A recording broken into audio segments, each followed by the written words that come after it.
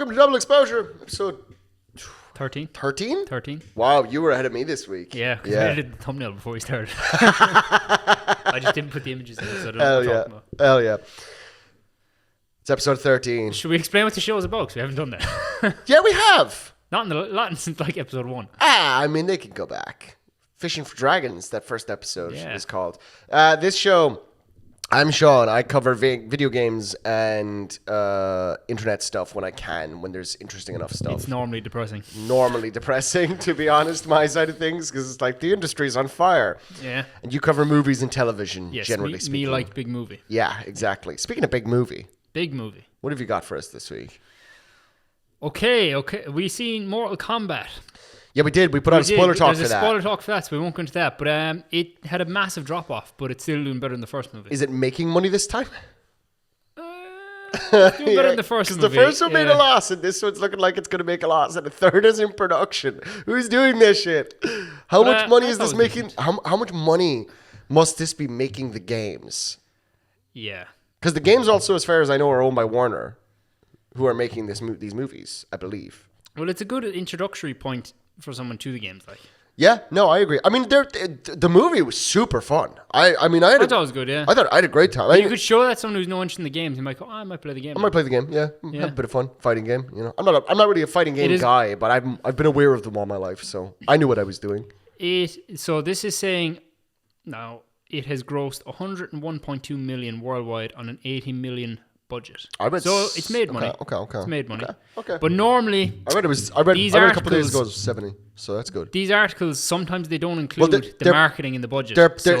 These are projections. Yeah. Right? So who knows? You don't know exactly. But it was good. Go watch our spoiler talk. Yeah. Okay, now that we've got that out of the way, I know I don't usually jump into gaming, but I don't have a depressing gaming topic to lead us off. I have a very strange gaming topic, right? So basically... Is this the one you were giggling away at yourself? Yeah, it was, yeah. I can't hold it in, right? So basically, I have a clip here. So I'm going to play it for... I'm going to let you play it off my phone, right? And then I'm going to edit it in to play it for the audience, okay? So real quick, just as a bit of a context. So I don't think we ever talked about it on the show. I'm not sure, maybe at the beginning, but... I've gone back this weekend, or this last weekend. I went back to Battlefield 6. I did a big update, and when it came out, it was like, Battlefield's back. We're back to the glory days. Battlefield 3, Battlefield 4, that style of gameplay. It's trying. It's definitely trying, but it had a lot of problems at launch. Now, they're after fixing a ton of the problems. So, when I play a game like that, like a first-person shooter, I like to snipe, you know? Am I particularly good at it? No. You know, I would say I'm above average, you know, but I like to have fun with a sniper rifle. And you know that sitting behind me is an airsoft L96 or L115. There's a few guns, all right. There's a few, yeah. It's the man cave that we record this in, so there's always some props. Things I bought as props in college, told myself I'd use. So I'm a big fan of that weapon. They just added it. It's like level 5 on the free track of the battle pass. So I got in like a game or two, and I was like, I have to try sniping with this thing. You know what I mean? Yeah. What I didn't expect is that I would have company from a galaxy far, far away while I was sniping. Right? So, I don't want to tell you any more than that, but what do you hear and what do you see when I play this clip is what I want to know, right? So here, I'm going to give it to you. Target their positions.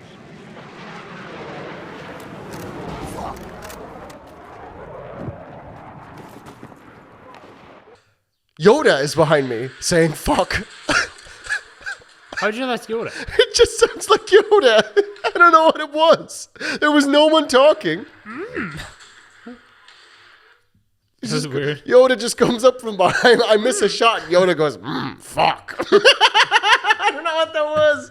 I just thought that was so funny. If anyone has played Battlefield 6 and they know what that was, please let me know, because maybe it's some weird sound effect of my character shoe slipping because I'm like on the side of a rock or something like that. What would have happened if you landed it? He went, ah!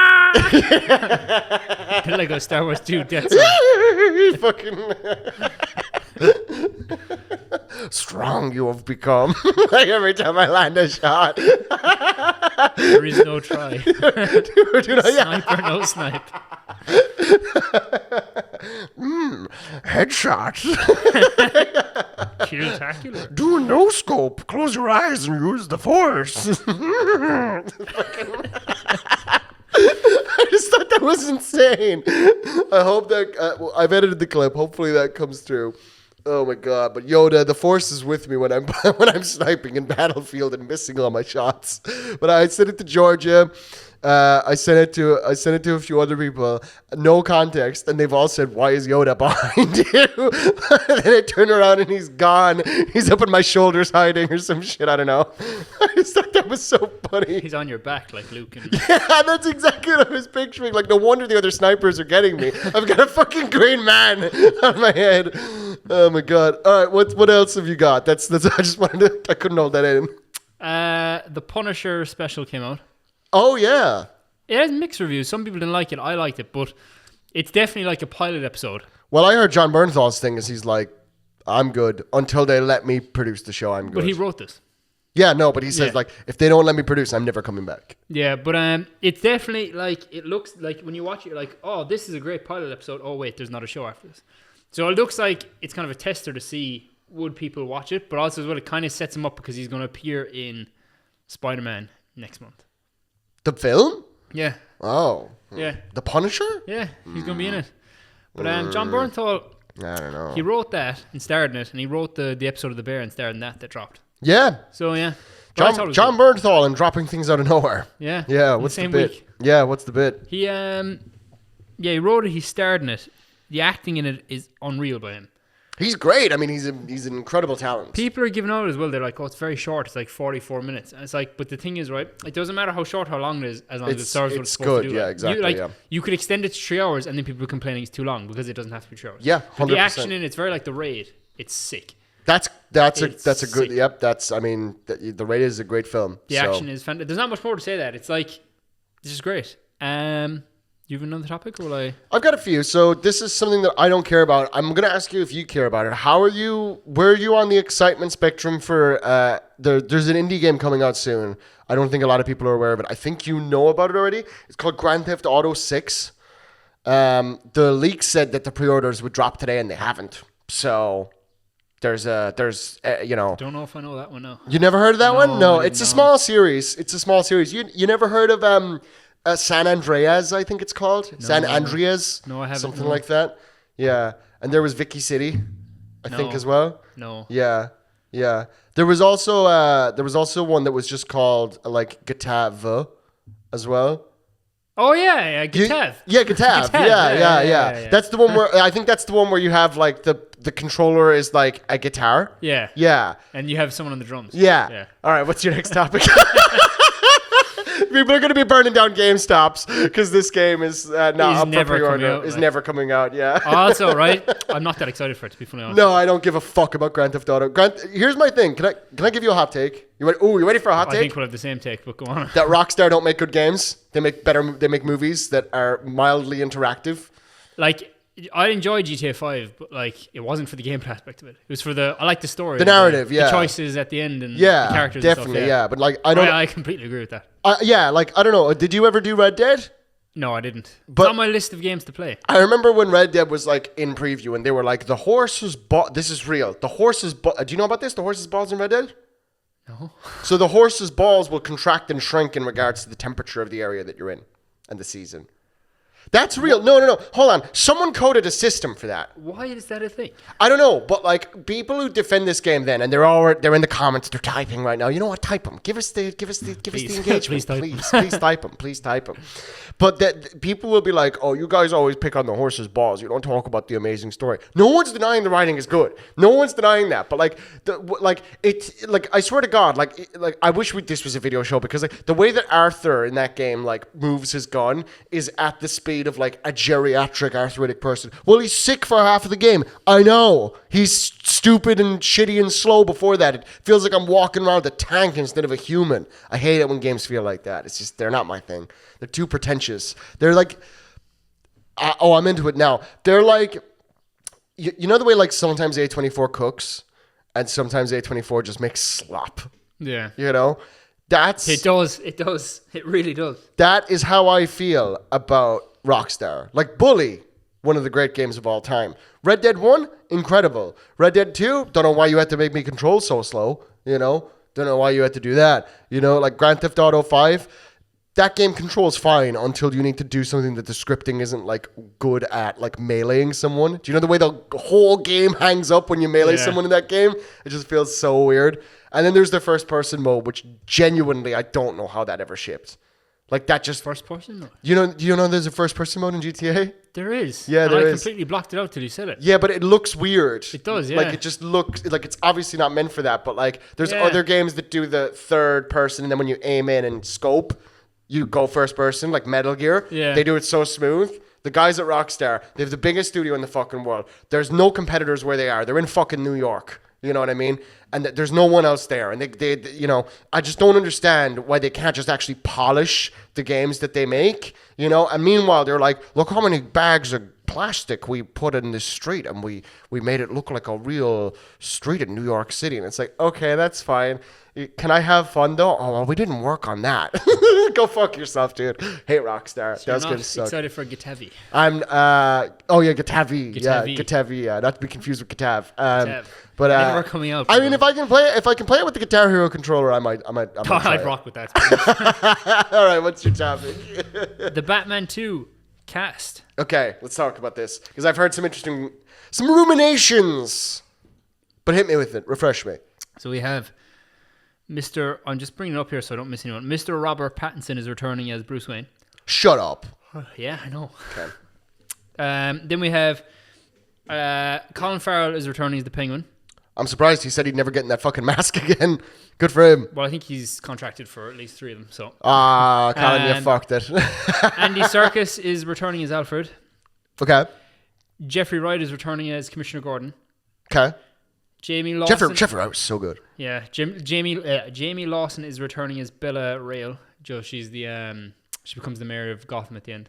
No memory. I've seen the movie. Just that was not a good part, obviously. I'm probably butchering his name, so apologies. Gil Perez Abraham is returning as Officer Martinez. Okay, he's Just one of. Is he the white cop? Huh? Is he the white cop? I don't think so. He's a cop. I can't remember. But anyway, There's a white cop in the film. I remember. Newcomers. We've Sebastian Stan. Not confirmed who he is, but it's heavily rumored he's Harvey Dent. Yeah, that's And the rumor. I gave my believe theory that. on the last episode of it, so go back. Yeah, go back and watch that one. Scarlett Johansson, isn't Okay. it? Heavily rumored to be playing Harvey Dent's wife. Okay, cool. Charles Dance. I mean, they have chemistry already. We know that. Yeah. Charles Dance. Yeah, that's the goat. one. That's the one I'm really The goat. excited for. To see Heavily if that's rumored real. to be playing Sebastian Stan's character's father. Is he confirmed as part of the cast? He is confirmed, yeah. Okay, then yeah, we're cooking with this film. Sebastian Koch. I'm probably butchering that. Koch? Sebastian Koch? How do you spell Koch? it? Koch? Yeah. Cock. Is it? Yes. Is it actually? Yes. Okay, well, him. I haven't seen him in anything, but he's been confirmed. That's him. I don't know. Yeah, I know that name. I've seen him and stuff. I And think. finally, we have Mr. Brian Tyree Henry.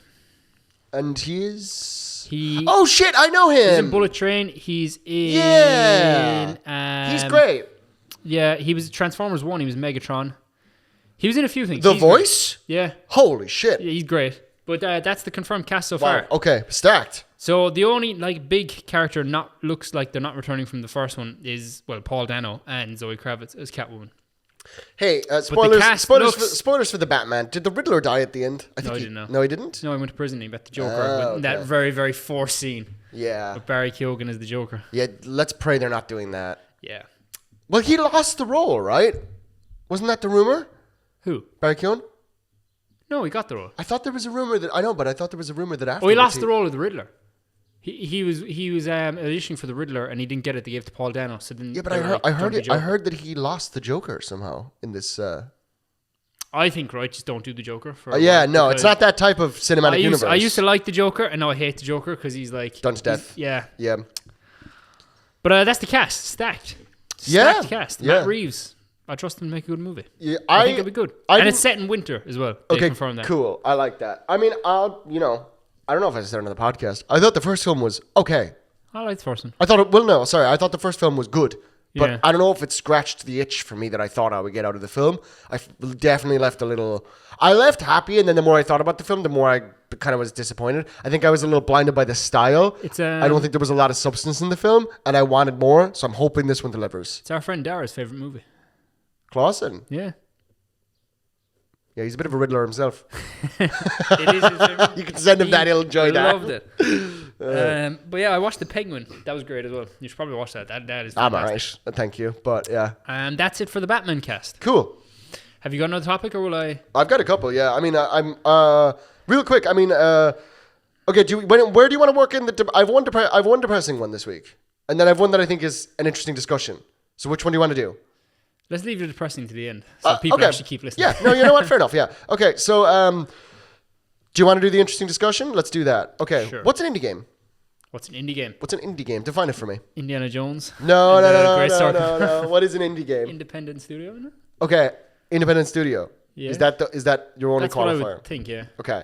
So what if it's an independent studio with a big publisher? Is it still an indie game? I don't know.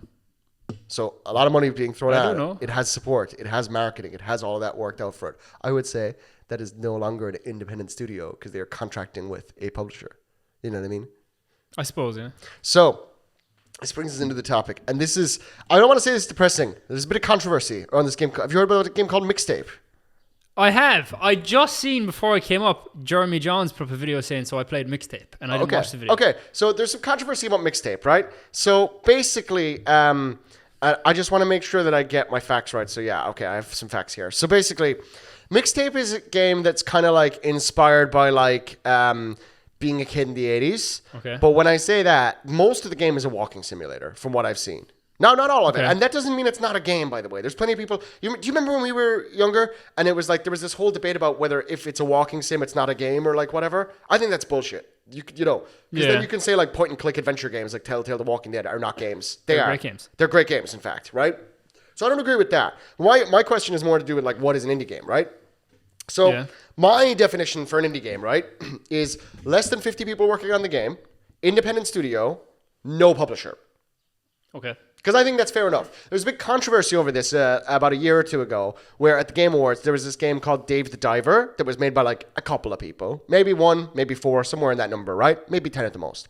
That's fine. Independent studio. Problem is, the game was published by a massive Chinese corporation and had the backing of all that money and marketing.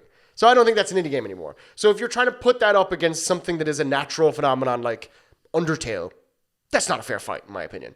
Okay. You know what I mean? Because one of those things was made like in someone's garage, basically.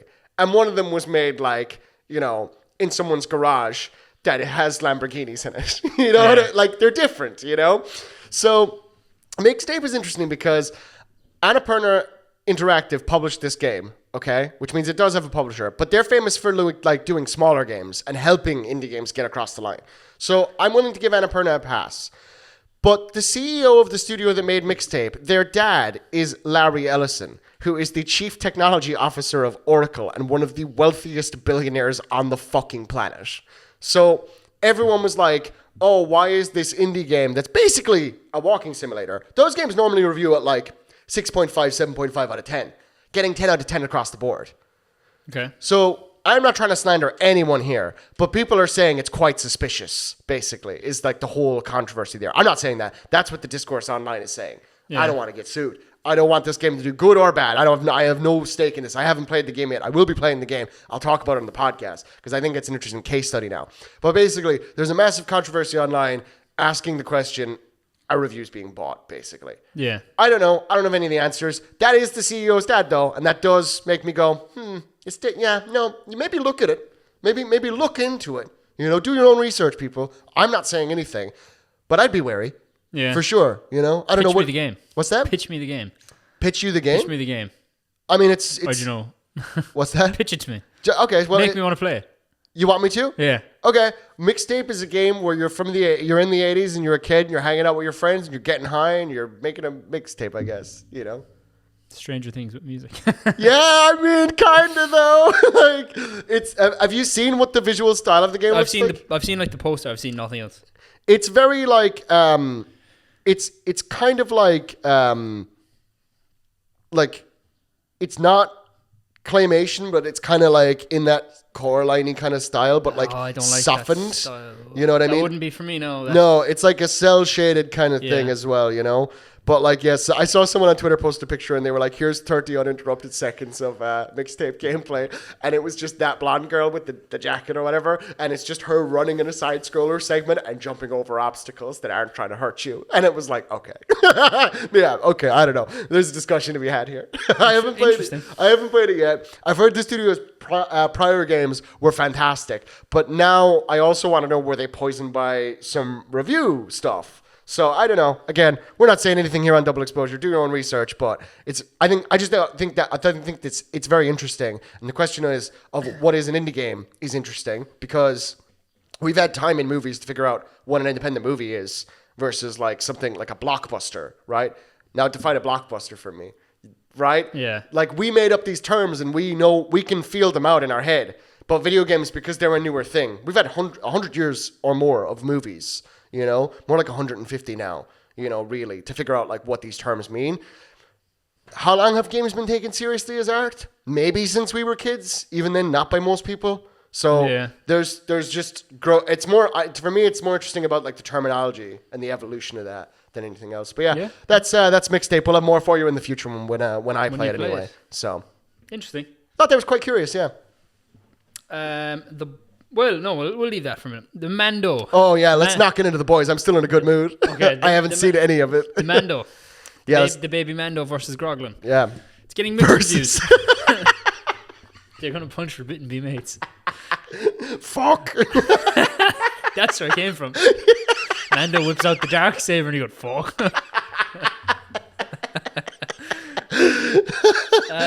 It's getting mixed reviews. Some people are saying it's good. Some people are saying it's not so good. Most people are saying it's a solid 7 out of 10 movie. And like I said with Mortal Kombat, if Mortal Kombat was a 6 out of 10, that's a 10 out of 10 for what it should be. And if this is a 7 out of 10, it's a 10 out of 10 for I want to be entertained, and that's it. People are saying this should have been an episode of TV. Why are They said it's like 3 episodes, put into one. But I'm going to be honest with you. Why are you giving out about that? Yeah. Like, is that not what we all thought this movie would be? I do think it's a really clipped season of the show. Yeah, as long as it's exactly not, what I knew. As long as it's not rushed, as in like as long as it wraps itself up and it, you know, is a neat and tidy arc, I'm going to be happy with that film. Yeah, you know, the special. Also, people online are like dogging the special effects already from the trailers. Have you seen that? They're making analyses of like why it was made by AI and stuff like that. And it's like then other people are like who actually know what they're talking about are like, no, this is really complicated CGI and special effects work. Actually, fuck you very much. Who doesn't know what you're talking about, you know? Because it's just someone pointing at it and going,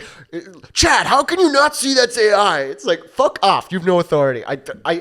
I've no problem with critical debate about movies, especially before they came out. We just talked about mixtape critically. Neither of us have played it yet. You can speculate all you want. If you're talking from a place that you don't know where you're fucking coming from with regards to things like this, just shut up. Leave the conversation for someone else. It's annoying me.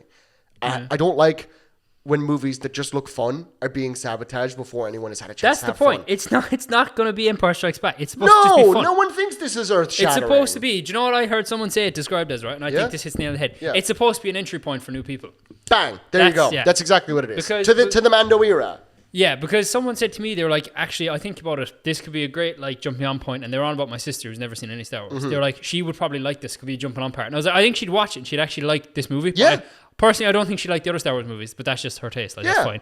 But it's definitely a jumping on point. Yeah, I 100% agree. I think that I'm unhappy with the discourse online because I think that there's a baby Yoda. Yeah, but I know Star Wars had some bad stuff, okay, but also had some terrible stuff. Me and George rewatched Solo over the weekend. I'm gonna rewatch that. Dude, Solo is. When I finish Andor, I'm watching Rogue One. I liked Solo the first time I watched it. I loved it the second time. That movie is so fucking fun. It's even better now with the backing of what I know from all Shadow Lords. I was going to watch Solo last night. Yeah. And then I got so into Andor that I almost finished the whole thing. Nice. Hell yeah. I'm almost there. Hell yeah, man. Hell yeah. You still liking it?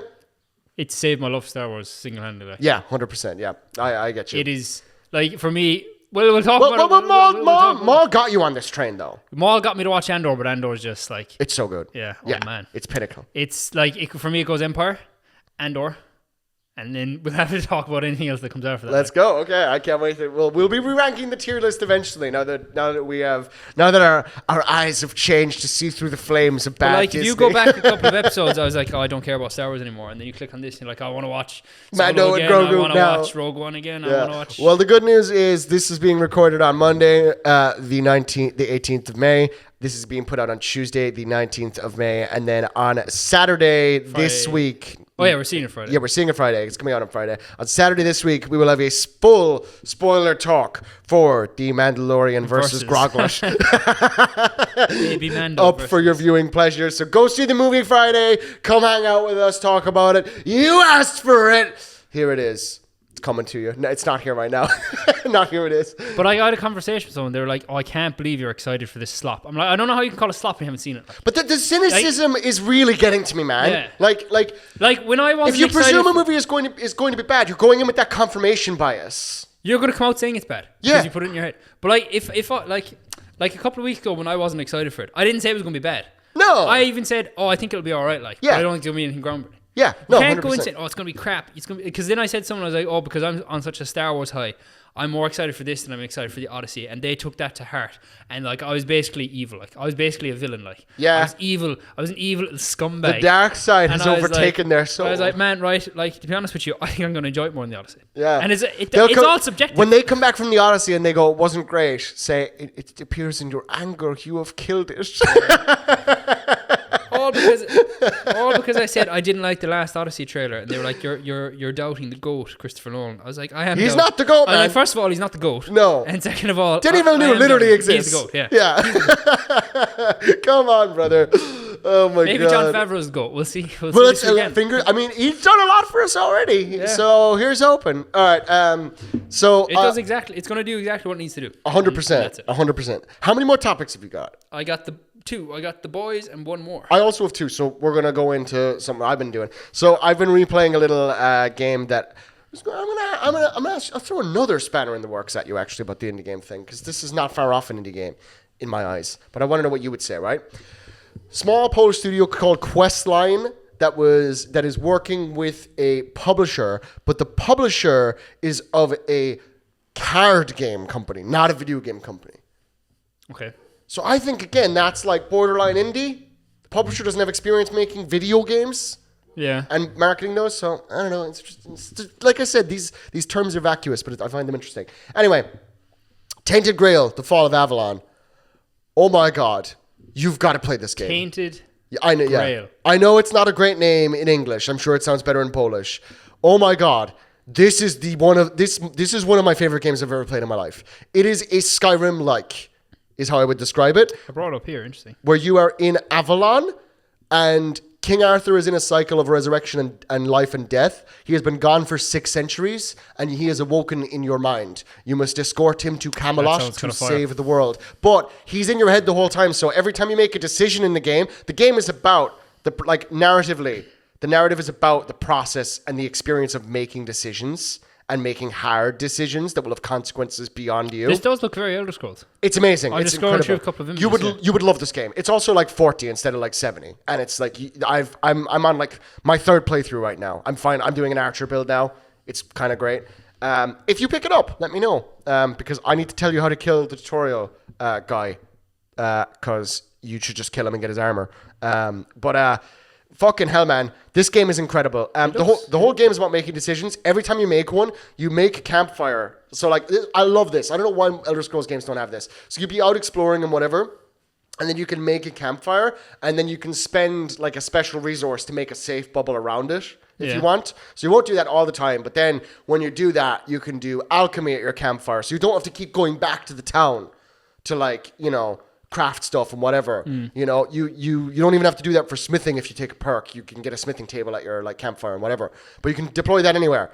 And then every time after you make a new decision or you discover like a new thing that's to do with like the legacy of Arthur, because like he made decisions 600 years ago and like he doesn't know what they happened since. If it turned out that was a bad decision, he didn't get to know. You know, Yeah. so he will sit down with you, he's like this giant ghost, and he'll take a knee and sit down with you, and he'll talk with you, and he'll say like, ultimately, like these decisions are yours because I can't make them for you, but I will give you whatever strength that I can, and hope that I can only trust and hope that my companion will make the right decisions here. And, obviously then throughout the game, you get to decide kind of whether you want to bring Arthur back or you want to take that power and use it elsewhere. Maybe you want to find out why Arthur was so special in the first place. Why can he come back at all? So, like, there's all of this stuff going on in the plot. And in the middle of that, it sounds like it's a fantasy game, right? No, it's an alternate history game. The plot of the game is that King Arthur was a real king in England, King of England and Ireland, basically, right? Mm-hmm. And then this plague came that's like a fantasy kind of version of like the Black Plague coming like 600 years early, called the Red Death. And they have to flee to like the Isle of Man, which is Avalon, basically. Okay. But they take everyone they can with them, not just English people. So a lot of Irish people come on the boats as well. So there's pagan Irish tribes. The Morrigan is a god who is real in Avalon. Like, there's a guy called the Stagfather who's kind of like Hircine, who's kind of like some of our hunter gods, but he's clearly more of like a Welsh kind of a thing. Yeah. But yeah, there's like all of Act 3 is about like the Irish tribes and how Arthur treated them and stuff like that. See, that's just selling it to me there now. It's so cool. It's such a great game. And the build variety is amazing. But I like stuff like that because a lot of stuff is like American or English. You very rarely get to see like Celtic. Yeah. And this is or even like they said like, Welsh and stuff. Christianity never reached Europe in this time. Yeah. Because we fled before that. Yeah. So there's even the way you said Welsh stuff there, it's not rare in games or stuff you get to see like Scottish, Welsh, Irish stuff. Yeah, like the Picts, the Dalriada, who were like a very big tribe in Antrim, like early Antrim. They're like the big... Yeah, I'm going to look at that when I go home. Yeah, Tainted Grail. Fucking awesome game. Awesome game. Terrible name, but... Terrible name. Do you play Skyrim first or third person more? First? Yeah. There's a third person in this game, but they kind of added it after launch. Yeah. It's usually first, yeah. This is... Occasionally I'll change to third. This is a lot better in first. You can do third. Yeah. So, yeah. But yeah, fucking amazing game. Also, as dark as it is, because it is like a dark fantasy thing, it's really funny. It's really funny sometimes. But yeah, check out Tainted Grail. It's amazing. What else have you got? The Boys. Oh man, we're getting depressing now. When is the last episode of The Boys you seen? 3. Okay, right. You're going to have to watch it all before next week because it ends I know. 2 days' time. I know. And we're going to have to talk about it. I know. I also have to do Pirates for book club.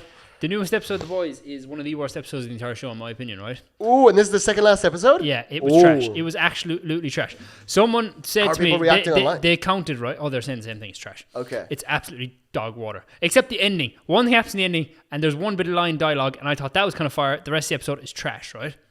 Trash. Exciting. Like, will I give a small spoiler, or will we just leave it open? It's not for the plot of the show, don't worry. Just don't even, it's... I say go for it. Okay, right. So someone said to me they counted, and there's 20 plot lines that need to be resolved before the finale, right? Mm-hmm. 20 of them. Why, if there's 20 outstanding plot lines, why, for a good 7 minutes of the show, do we have this dog superhero and cat superhero sniffing each other's arses? Why is that a thing? They can't help themselves, man. They actually can't help themselves. They can't help it's themselves. So... They don't know what the show is anymore. They haven't for a while. Eric Kripke is like, I don't know what he's been on, dude. Also, right, like I thought this season started off good, and then it got kind of crappy. But the one, it was a strong start. The one shining light for me was Soldier Boy, right? And then in this episode, they're like, oh no, Jensen Ackles, it's fine. You don't need to do the advert for the spin-off show you're getting after this. So yeah, bye. See you later. And I was like, man, okay. He was the one shining light of the show, and you took him away just before the finale. Now he might be in the finale. Well, they want him to live, clearly, so I guess... Oh, well, I think it's confirmed he's living because he's getting a spin-off. Yeah. And they're also doing The Boys Mexico, and I'm like, who cares? Yeah, what's going on? Then some people are like, the Deep might survive, and he might be in The Boys Mexico. I was like, if the Deep survives... If you do that, I'm not watching it. No. Because I hate The Deep. Yeah. He should have died in Season 3. The show should have ended. The show should have ended in Season 3. I agree. I agree completely. Yeah, new episode is trash. I will watch the finale in 2 days' time, and then hopefully it won't be trash. I think it's going to be pretty trash. I think it's going to be bad, yeah. I think it's going to be pretty trash. They're also, as well, as you know, since the show started, they're killing off characters this season, but sometimes it feels like that's not to serve the story, it's just for shock factor. Okay, have we got any big main character yet since I fell off? Yeah, a lot. Okay. A couple, yeah. Okay, fair enough. But I don't think any of them actually serve the plot. Right. So They're just there to be like, oh, we have. has to anyone start from the killing people off. boys' crew died? Yes. Cool. Okay. Rest in peace, Mother's Milk. It's got to be him. It's got to be him. We will say nothing. So anyway, We'll see. we'll cover that next week. Okay. I have one more topic. You have one more topic? Yeah. Okay, go for About it. the best film of the year. This but is a short episode. you can go for your last topic. I'll do it because it's depressing. Helldivers 2 is falling apart. Basically, what happened was they did like the... Okay, so this is complicated. So I don't know if it's depressing, but it's just kind of crazy. You know what I mean? So, I've explained to you how games as a service work. They nickel and dime you over time, whatever. Helldivers, it's a horde shooter, right? They have a Reddit, okay? The Reddit is called Helldivers /Helldivers. And the mods of the subreddit, who are like not paid by the development team, they're just guys, started deleting all of the criticism of the game as the game was getting into worse shape, buggier and stuff like that. So then someone else made a subreddit called Helldivers Unfiltered. The developers chose to go to Helldivers Unfiltered to have an AMA and ask me anything. It went very, very poorly. The main thing that was promised was weekly communication, and that has not happened. Right? The game is currently in a really bad state. It is in such a bad state, in fact, that the developers were caught lying red-handed. There's a system in Helldivers 2 where planets can be taken by enemies, and the core planet Super Earth is the one that you can't lose or the game ends, right? So the community has to work together to defend Super Earth. Cool idea, right? So then the Galactic War recently has been very unfair. It's basically run by a DM, right? So the DM sets up these battles and the players go play them, right? Okay. Interesting. So if there's three factions, enemy factions. There's Illuminate, who are like War of the Worlds. Bugs, who are bugs, right? Like Starship Troopers. I played a small bit of it. Played a little bit? Cool. And then there's the bots, who are robots, right? So I wasn't very good at it, but... yeah, no, but I mean, that's no one is. That's sort of, the fun of it, is that you're just a guy. But anyway, the dungeon master basically goes and says, okay, the bots are attacking over here. Oh, what's that? You dealt with those? Now the Illuminate and the bugs are attacking there and there. Make a decision, guys. So, it evolves. Evolving story. It's really cool. But lately, the Galactic War has been feeling really unfair because a lot of players have been leaving the game because the game is in a buggier state. So now you have very stacked odds against the players. So the players requested, can we do something about the state of the Galactic War? It's starting to feel like it's not a fair fight. And the developer said, we actually can't change the Galactic War. It's not possible. So then someone went into the game files and is now running their own parallel Galactic War, which they have fixed. And it's running concurrently and oppositionally to the regular Galactic War. They have modified it, they have changed it, and the game is in great shape if you want to download that mod. I have never seen a failure like this on the part of the developers. I have never seen that before. We also wouldn't have that problem if they fixed the bugs. Exactly. So I just think that's crazy. The hubris to go, we can't fix it. And then some dude fixes it and is like, and he'll probably get they lied and we can play it. Yeah. Crazy. And it'll be better. There'll probably be some way he'll get in trouble for doing that too. I'm sure. But hey, guess what? He's doing a better job than you guys. I don't know what the hell's going on over at Arrowhead Studios. I just thought that was interesting. Yeah, it is interesting, yeah. It's cool to see people kind of take the power out of the people in a way. All right, what do you got? What do you got? I got the best movie of the year for you. Oh, dear. Seen it last night. Obsession. Oh, yeah. Yeah. Oh, yeah. You're saying, oh, yeah, but you haven't seen it. Like. No, I haven't seen it. So everyone's trying to... Can I give my perspective first? Go on. Everyone's trying to get me to see this fucking movie. And you should. Ah, man. The thing is, you're gonna be like, no, I'm not gonna watch it. And then you might watch it. And I think you'll actually like it. It's just the premise sounds ridiculous. Yeah, it does. It does. But when we went see Hokum 2 weeks ago, and we seen a trailer for this movie. And we both turned to each other and went, that looks ass. And you turned to me, you were like, that looks like the worst thing ever. And I was like, yeah, that trailer doesn't look good. Yeah. And then I wasn't gonna watch the movie, right? And then I seen it was getting good reviews, and I was like, oh, that's interesting. Still not gonna watch it. And then a friend of ours who doesn't watch movies at all, he texted me. He's like, do you want to go see it? And I was like, do you know what? I will go see it. Fuck it. I will. And then I went in there, and I was still like, the movie starts off, and it starts off very like how all these kind of low budget horror movies do. And I was like, oh, okay, right. It'll just be above par for one of these, right? And as the movie went on, I was like, that's probably the best movie of the year. No joke. And I was like, no, do you know what? It can't be. I was like, that has to be recency bias. I'm going to go to bed tonight. I'm going to wake up and I'm going to be like, no, I was just capping. I woke up today. I was like, it's actually better than I thought. What? It's so the hell good. Is going on it's with this perfect. Film? Is there a twist? I don't know. Like, so this is going to be a spoiler segment, right? Okay. But like, you don't care if I spoil it for you. I mean, like, it's one of those things where, like, I wonder, like, when you explain it to me, will I be like, I wish I went in unspoiled? Or could I just watch this film spoiled? I think you I think you could watch it spoiled. Yeah. But I think you appreciate it more if you didn't. I really don't think I'm interested in seeing the movie though. Okay, right. And also, it's been so hyped up to me by people, and I've told them this isn't my type of movie, and they've told me go see it anyway. I think I would just be mad. It wouldn't be my type of movie either, to be honest. But it was a massive surprise to me. Massive surprise to me. I don't know, man. So this has now become a spoiler talk. Yeah, for fuck it, obsession. spoil it. I don't care. So, well, actually, also the guy who I'm going to bring it up because I'm not going to say the guy. I'm going to say his name because he actually deserves the respect. The lead actor? No, the director. He was just directing like small, low budget movies on YouTube, and this is his like feature What's film. his name? I'm getting it here now. Why is it not Curry Baker? Curry Baker. What has he made on YouTube? He also looks young enough. He's only 26. What's he made on YouTube?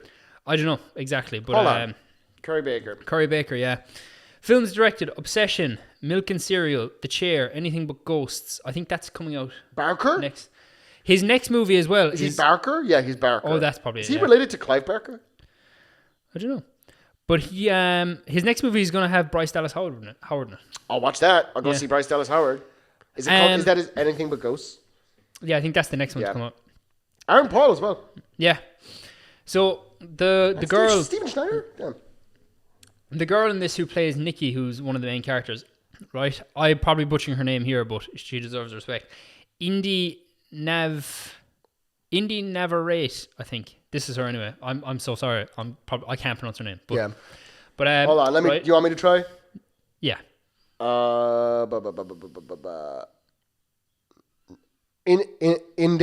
Inde, okay, right. Never right? rest. Not only does she give the best would assume. performance I've ever seen in a horror movie, right? I think she should get an Oscar for this. Really? She's that good.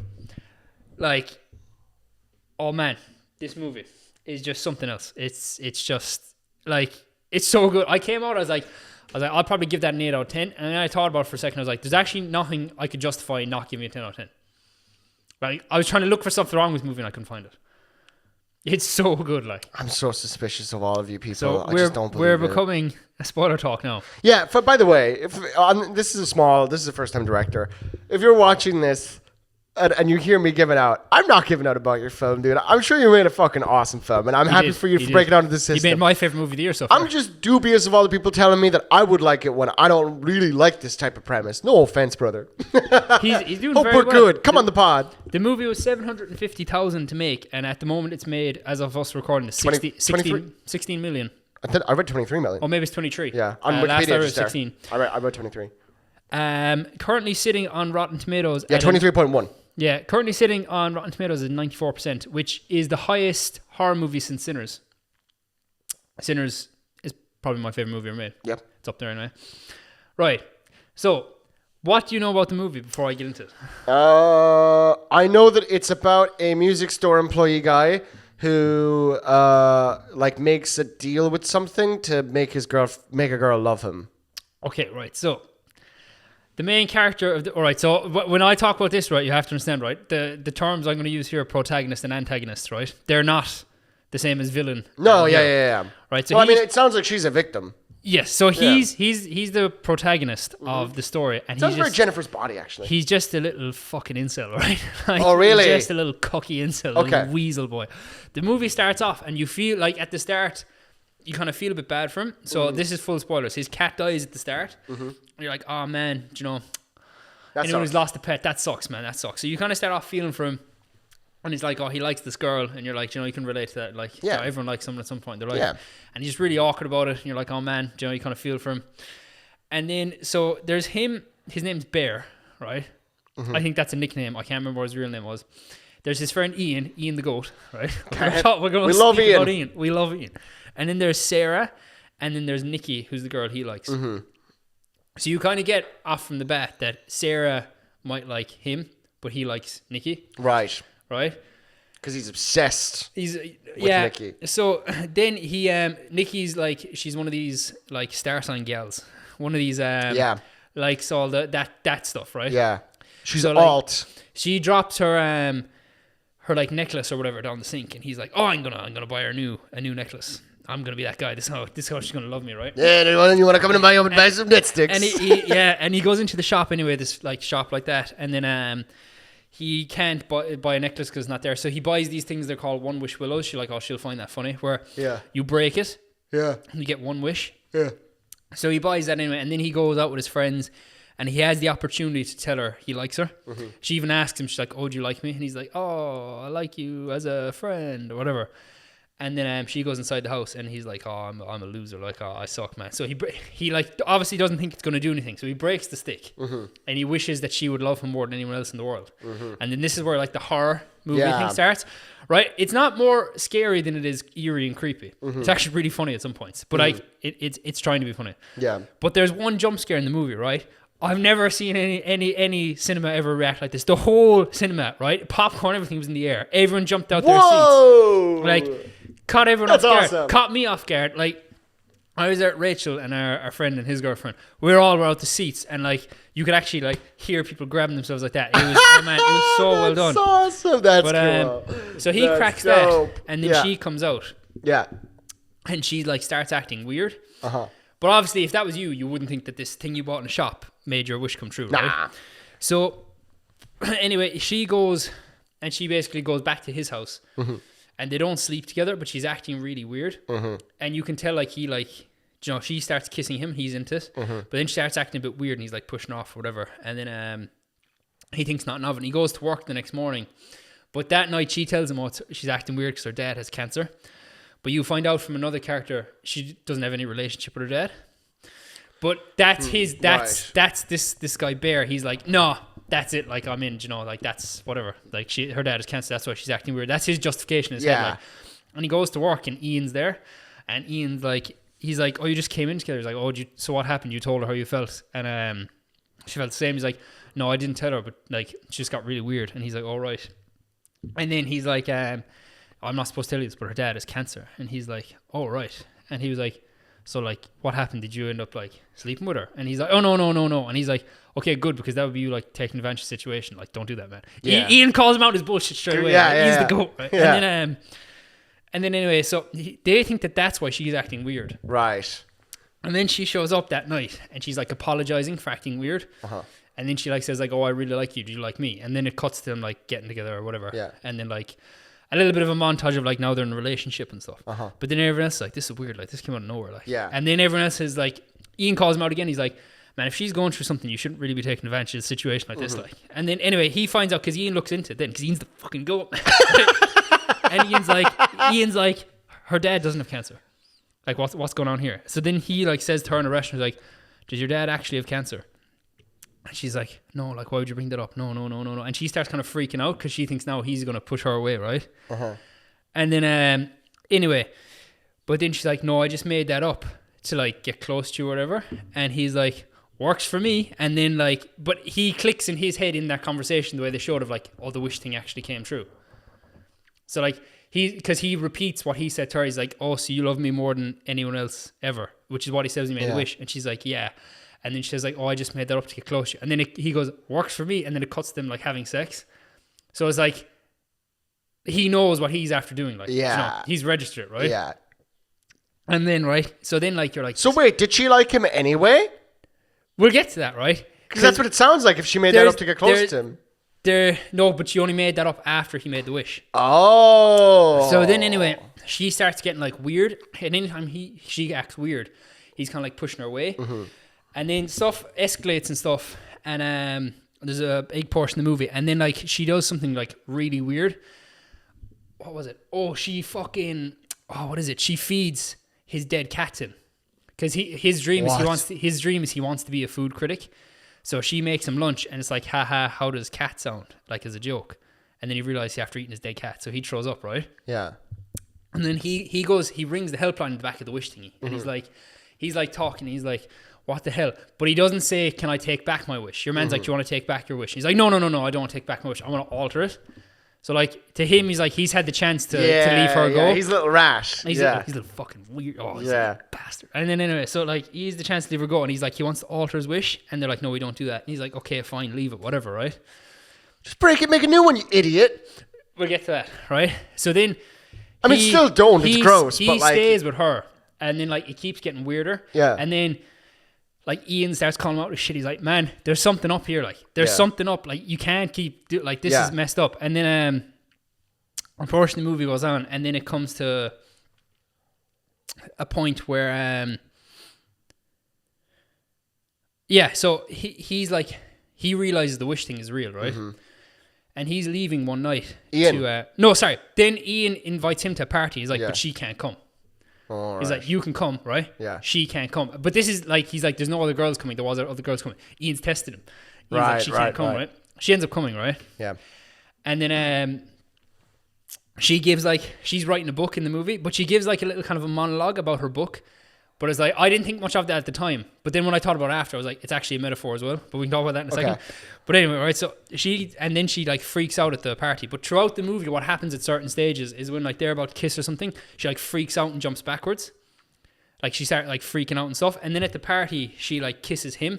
And she stands up and she grabs like an ashtray and she starts beating her face in. Oh, she's trying to get through to herself kind of thing. Yeah, she's trying to get through God. herself. Yeah, so she's like beating herself over the head. And your man's like, he's just sitting there and he knows like what's going on now. Yeah. And then Ian's like, get up, you fucking asshole, and take her to the hospital, like, because Ian's the goat, right? Yeah. Fucking goat. And then anyway, so he brings her to the hospital and he brings her home, and he's like, you can't be doing this weird shit. Like, he's like, you can't do that, whatever. And then so they fall asleep, and the Sarah one texts him. She's like, I have a couple of things I need to tell you, right?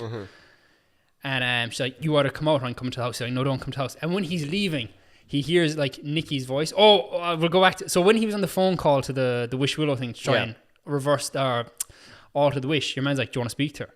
He's like, what? He's like, do you want to speak to Nikki? And he's like, what are you on about? And next you just hear a girl screaming, and he hangs up the phone straight away. Oh my God! So it's then, like the soul has been replaced. Yeah. So then when he's leaving, you hear her speak, but her like cadence and her voice is different. And she's like, don't wake her up. She's like, just kill me. And he finds out that the only way the wish can be broken is if someone else makes another wish to alter his wish, or if he dies. And she's like, just kill me. Just kill me. And it's actually her talking to him, but while she's asleep, it's the real her talking. Yeah. And then so he knows she's suffering, and the first thing he says is going, he's like, is it really that bad being with me? He's only thinking about himself, like. Yeah, okay, like, yeah. Fucking scumbag. So then he leaves anyway, right? And then he meets your one, Sarah. Yeah. Right? And Sarah's basically telling him like, she kind of liked him. And she's after getting into the college. And this is where the jump scare happens, right? Yeah. Hand comes through the window, bricks in front of the steering wheel, her head gets bashed off the steering wheel an uncomfortable amount of times. Like the sequence keeps going. Yeah. There are certain things in the sequence where like it'll show her like staring, and you think it's going to cut away, and it doesn't. Yeah. It lingers on it just to make you feel really uncomfortable. So she fucking kills Sarah, right? Yeah. And then he's like, basically he helps her fucking hide the body then, because he's a fucking loser, because he doesn't want to get in trouble. And it's only then when she dies, he like tries to make another wish. And there's a really funny sequence where he goes in to like get another wish thing, and your man's like, oh no, we don't have him, but your man's only fucking with him. Like, man, you can't come in here with that energy, man. Like, it's really funny. And, he goes to break it. It won't break. The thing won't break. You only get one wish. And one thing as well is when you take it out of the box, there's a jingle. The jingle is different when he takes it out, because like you've used your one wish. And then so then he goes to Ian, and he's like, Ian, man, you have to make this wish for me. And Ian's like, what are you on about? This shit's not real. Like, he's like, what, you just know what you're doing is wrong. Like, and he's calling him out on his shit. Like, Ian's the goat, right? And then there's a sequence well early in the movie where Ian purposely like walks to work, so your man has to force him to drive him home, because he's been kind of avoiding him. Because Ian's like, I'm gonna get you, man. Like, I'm gonna get you. And then Ian's like, he's like, your man's explained to him what he's done. And he's like, man, what are you on about? And then Ian takes the thing out. He's like, this is bullshit, man. He's like, I wish for $1 billion, and cracks it, right? And then $1 billion just starts falling from the ceiling. Oh, no. And your man's like, what are you done? So next thing your man's like, right, the only thing that I can do now is get Nikki to make the wish, to like reverse it or whatever. But she wouldn't do that. He goes home, right? And Sarah's body is in their house now. And she's after drawing Sarah's tattoos onto herself to try and make him like her more. Oh my God. And then the way she's moving and stuff, and then like there's this whole sequence of she's like obsessed with him, like she's like in love, and then she's like pleading with him, and he's like, just let me go to the bathroom, whatever. Yeah. And he puts the gun in his mouth, and he pussies out. Of course so he's he does, like, yeah. because he's not gonna free. And then Ian comes over. She kills Ian. Right. Made me sad, man. Ian was the goat. Right. How'd she kill him? Shoots him. Damn. And then he takes a load of pills, which is foreshadowed at the start because that's how his cat dies. He got into these pills. Okay. So he takes a load of pills, but as he's taking the pills, you hear the jingle from the wish thing. Oh. And next thing, he just starts fucking smiling. He gets up, and she's after wishing that he was in love with her. She's after making the same wish for him. So he goes downstairs. It's like they're finally together. And then, like, he took the pills, and he was putting his fingers back his throat to throw him up because he's a pussy. Yeah. And then, like, they kick in, and he dies. Uh-huh. So he dies in her arms, and she's like bawling, crying. And then because he died, the wish wears off, and she snaps, and she looks around. Everyone, she's like, all her friends are dead, and like you see her reaction to him being on her lap. She just fucking throws him off, and she starts bawling, crying. The movie ends. That's crazy. It's so, but like the whole. Still not my movie. I'm glad I didn't see that. I think, but it's like I don't think I did justice there. Because if you explain that to me, I'm like, oh, that sounds good, but whatever. No, but I'm going to be honest with you. I'm going to be 100% honest with you. That's exactly what I thought this movie was. But it's an allegory for like consent and stuff. Yeah, 100%. But yeah. I thought the way that they shot certain things and presented, I was like, that's done very, very, very well. Like the scene as well where it's like you think like, because to be fair, if you were in that situation, you wouldn't believe it was a wish thing you made. You think something else is up. But then as well, like when so he like, but then when he gets confirmation, the wish is real. And she says, "Oh, I'm just making it up because I like you." He's like, "Oh, works for me." And then it cuts to them like having sex. It's like, it makes you uncomfortable. But then as well, the things where it's like her trying to get free, where she's like, every time she like kisses him at the start, well, she starts self-harming herself. Yeah. And then it's him just going like, "Oh, is it really that bad?" He's only thinking of himself, like. The whole way through. But I thought the messaging was very good. That's why I thought it was. But even as well, the horror, I don't really like horror movies. But like the way it presented, like she like stare at him for too long, and you think the camera's going to cut away now because it's been uncomfortable all the time, but it just keeps extending it. Yeah. And then like how long was the film? It's only an hour and 44 minutes or something, like 47 minutes. Or something. It was under 2 hours, but it was like really, really well done. Yeah, 109 minutes. Yeah, I thought it was really well done. Like. Yeah, I mean, fair play to those guys. But as well, it makes you think about the whole like. It's obviously about like sexual assault and consent and all that stuff, like. Yeah. But it makes you actually think about that rather than just telling you it's wrong, like. Yeah, no. But then as well, I like the character of Ian, like calling him out. Yeah, I'm looking up who plays Ian. But then one of the reveals as well was that like before she went crazy and ended up with him, that her and Ian were kind of getting together. So then like Ian's like. He's like, man, like he thinks that she's doing that to get back at him because he ended it with her. Yeah. So he doesn't want his friend to get hurt either, but he's also looking out for her. And he thinks that the friend is taking advantage of her, which like he was like. But I just thought the way it was presented was just like really well done. Yeah. Well, like it doesn't beat you over the head of like this is what it is. Like it's just done very subtly, like without it's cutting out and stuff. I thought it was very well. Hell like, yeah. Because you see that trailer, you're like, it's just one of those low budget, like whatever horror movies. Yeah, it didn't look great. But it did a very good thing of like he's Not the main spoiling character, movie. but he's actually the villain. Yeah. And like she's technically the antagonist. Did you ever root for him on screen after the beginning? At the start, I went in kind of like knowing the premise. I was like, he's not really the best dude for making that wish. But then the way they build up to him making the wish, you kind of feel for him. Yeah. And after that, it's like, and then you see he has the chance to make things right. But I thought the point for me was like, this is like very good, was when he went to make the wish, but his wish wasn't to undo his wish, it was to alternate. Yeah. So like he still wants it. He still wants to be in control of her. Yeah. Oh, and this is one part as well where he's like, before the climax of the movie near the end, he like sits her down, he's like, can you just be Nikki or whatever? And he's like, what you're doing, like, because she's no longer acting like the girl he wanted at the start, she's acting weird. Yeah. And she's like, I can't be her. Like, she's like crying and stuff. Like, I can't be her. I'll be whatever you want, but I can't be her. Like, and he's like, no, I just want you to be her. So it's like, it's very much hammering home. Like, he wants, like, it's not so much that he wants her. He wants to be in control of her. Like, yeah. He wants to control what she does and stuff like that. Like, and it's like, yeah. Gross. Yeah. Cool though. Good for those guys making that film. But I just think though, like, I knew saying that you wouldn't be like, oh, that's the best thing. But I think when you watch it, it's just done so well. Yeah, I mean, I might give it a watch eventually. To me, like, knowing all of that stuff, that definitely makes it more interesting than it was before. You know what I mean? Like, I was not gonna go. Like, I wouldn't. I'm sorry. It's not the type of film I want. Like, I wouldn't call it a horror movie in the sense of like jump scares. I would call it a horror movie more like his actions are what's scary. Like, it's like existential horror. Kind of, yeah. Like, there is a few shots of her like creeping around the background in some scenes and stuff. But but it's not like what I took. Like Holcomb was scarier. like on paper for the jump scare and stuff, Yeah. the creepiness Hokum was, but this is like Yeah, it's a different type of horror. it's a different yeah. type of horror. Like what I like, this sounds so fucking like pretentious, like, but what I thought was scary was like his behavior, like in the movie. Do you know? Yeah, no, definitely. like- yeah, I mean, it sounds like he's the real threat, you Yeah. know, despite being the protagonist. But then as well, I see like a lot of people on TikTok and like everyone just like, oh man, like, you know, like some people felt bad for him in the end. I'm like, you're clearly missing the message in the movie though. Yeah.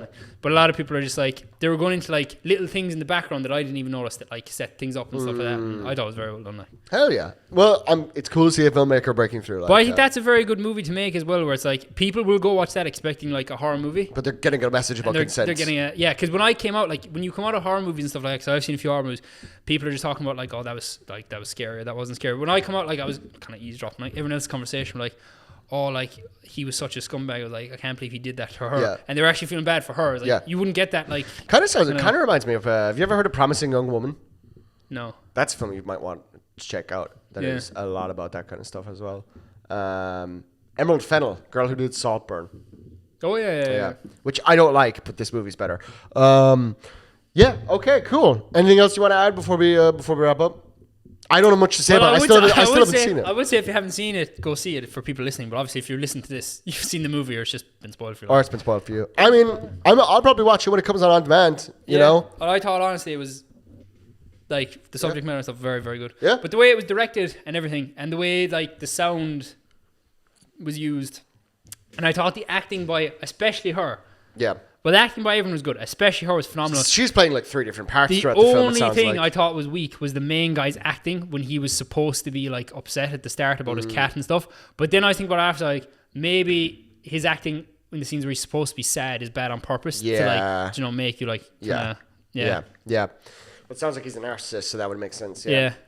But then as well at the end, it's kind of like when the Sarah one tells him that she likes him, Yeah. it's kind of like he'd almost be willing to get with her there straight away. So it's kind of like Yeah, he's no loyalty. He just kind of wanted a woman. Yeah. You know, like kind of a thing. Like, He's an incel. but yeah, he is an incel. Like, Yeah. But he ruined her life and stuff like that. Yeah. But like what I thought Multiple was very good as well, lives. because if you're watching a movie like that as well, sometimes if it was something like that, you wouldn't have like the best friend character calling that guy out. They'd make like the best friend character almost the douchebag guy. Yeah. I think that's cool. That is definitely interesting. I mean, what I think is cool about it in general is just the fact that like horror movies often end with like everyone had the black mark on them before that. You know what I mean? I think that's cool. That's how it works. But then one thing people said as well that was highlighting. Now I didn't kind of think much of this, but like they're like the only time Ian gets killed towards the end and your man overdose or whatever. But like the first act of like violence in the movie and the main like aggressive one is like a woman killing another woman. Yeah. So like it was supposed This to show passes like the Bechdel test. yeah, like he ruined like so many other people's lives from his selfish wants stuff. Yeah. But yeah.